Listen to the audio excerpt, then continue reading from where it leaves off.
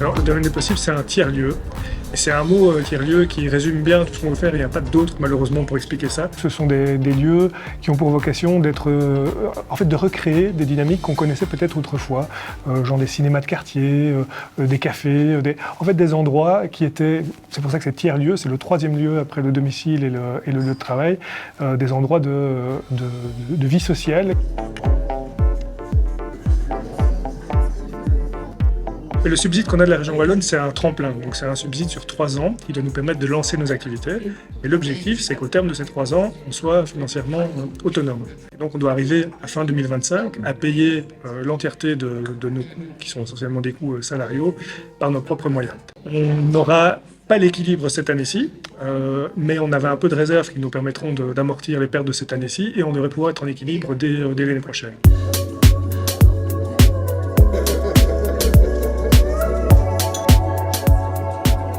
Ce qu'on veut, c'est rassembler les gens. Donc en fait, on veut toucher un maximum de chasse-trois, un maximum de monde. Et il n'y a rien de plus dommage que d'avoir des gens qui ne viennent pas parce qu'ils sont sceptiques. Je pense que cette idée, elle vient du fait que le subside qu'on a reçu vient d'une ministre écolo. Mais en aucun cas, il nous a été demandé pour autant de coller à un projet écolo. Et donc ça ne nous intéresse pas d'être le domaine des uns ou des autres. Nous, on veut être le domaine de tout le monde.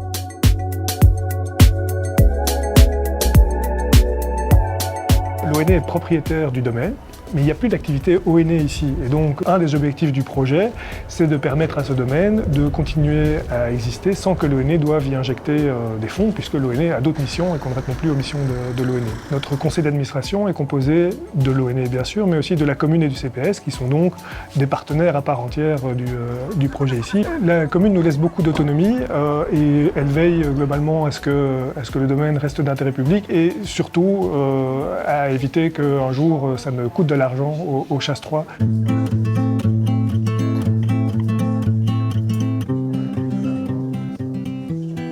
Notre premier pôle de revenus, c'est le restaurant ici. C'est clairement le plus gros contributeur, suivi ensuite par les loyers qu'on perçoit sur les locations. Et on va vers une location de bureaux plus diversifiée que ce qu'on avait auparavant, c'est-à-dire aussi bien des bureaux traditionnels qu'un coworking où on vient à la journée partager une table de travail, que des cabinets de consultation pour des professions libérales, paramédicales.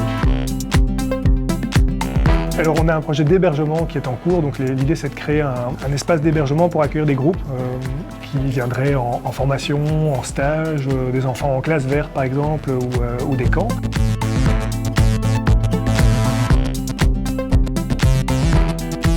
Mais le domaine c'est tout en fait. Chacun y trouve quelque chose à son goût. En fait, on a un public de plus en plus diversifié et c'est vers ça qu'on veut tendre et en fait on veut voir tous ces gens qu'on n'a pas encore vus.